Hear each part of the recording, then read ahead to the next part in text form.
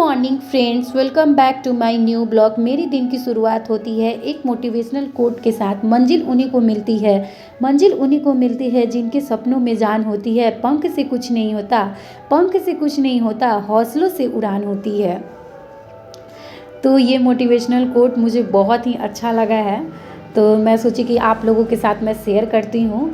और आप सभी लोगों को पता है कि अभी 69th बीपीएससी का रिज़ल्ट आया है। उसमें जितने भी लोगों का सिलेक्शन हुआ है, मेरी ओर से सभी लोगों को कॉन्ग्रेचुलेशन। और आप सभी लोगों को भी पता होगा कि मैं भी एक बीपीएससी एस्पिरेंट हूँ, तो मैं सोची कि इस चीज़ों के बारे में आप लोगों को शेयर कर दूं। और उसमें बीपीएससी 69th में रैंक 1 जिनका आया है वो हैं उज्ज्वल कुमार उपकर, जिनको डीएसपी का पोस्ट मिला है।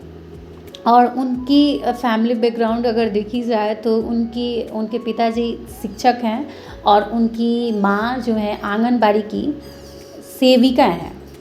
तो और वो सरकारी स्कूल से पढ़े हुए हैं। तो जब वो सरकारी स्कूल से पढ़ के डीएसपी के पोस्ट ले सकते हैं मेहनत करके, अपने उनके सपने बड़े थे तभी जाके वो एक डीएसपी के पोस्ट ले पाए हैं।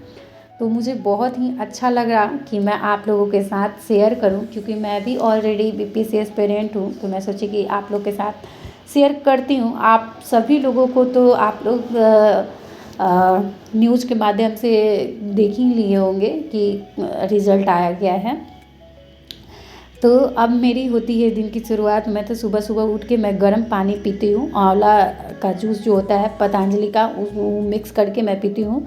तो मैं यहाँ पे पानी पीते पीते और देख रही थी करेंट अफेयर्स, जो कि बिहार का था। अभी थोड़ा बहुत मैं देख ले रही हूँ। और अभी एग्ज़ाम आने वाला है दिसंबर में। हमारे जितने भी इग्नू से एग्ज़ाम देते होंगे उन सभी लोगों को पता है कि इग्नू के एग्ज़ाम कब कब होते हैं। जून में लिए जाते हैं और फिर उसके बाद दिसंबर में एग्ज़ाम होता है। तो मेरा दिसंबर में पेपर है, तो मैं बस उसी का तैयारी कर रही हूँ। और ये मेरा फाइनल ईयर है, तो मैं नहीं रिस्क लेना चाहती हूँ कोई भी, क्योंकि कोई भी अगर एक भी पेपर में बैक आ जाएगा तो फिर मुझे दिक्कत हो जाएगी।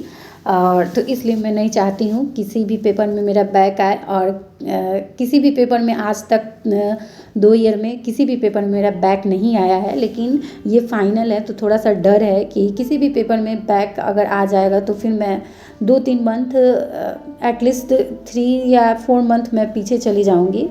और फिर मुझे फिर से देना पड़ेगा और प्रेशर हो जाएगा। और फिर से मैं अच्छे ढंग से बीपीएससी का मैं प्रिपरेशन नहीं कर पाऊँगी। फ़िलहाल अभी तो मेरी प्रिपरेशन उतनी नहीं चल रही है, बस न्यूज़ वगैरह जो भी होता है मैं देख लेती हूँ। और यहाँ पे मैं रेडी हो गई हूँ और रेडी होकर मैं स्कूल के लिए निकल गई हूँ, क्योंकि सुबह से 9 बजे से आप सब जो भी टीचर होंगे, गवर्नमेंट टीचर होंगे, उन सभी लोगों को पता होगा कि जो बिहार में स्कूलों की टाइमिंग है वो 9 से 4:30 है। तो हमें 9 से 4:30 तक स्कूल में रहना पड़ता है।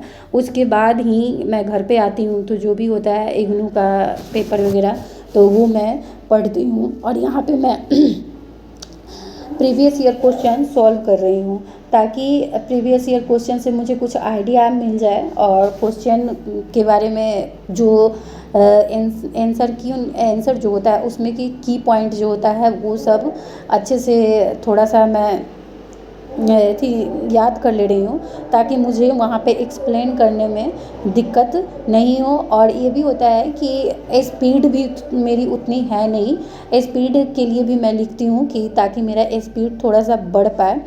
क्योंकि 2 घंटे में आपको 5 क्वेश्चन सॉल्व करने होते हैं और एक क्वेश्चन आपको मिनिमम 3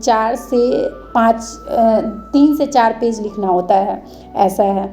तो इसलिए मैं थोड़ा सा प्रैक्टिस भी कर रही हूँ और प्रीवियस ईयर क्वेश्चन भी सॉल्व कर रही हूँ। शाम में स्कूल के आने के बाद मैं फ्रेश वगैरह हो गई थी और जो भी शाम का जो ब्रेकफास्ट होता है, जैसे कि चाय व नाश्ता हल्का, ये सब कर लेने के बाद मैं फिर पढ़ने बैठ गई हूँ।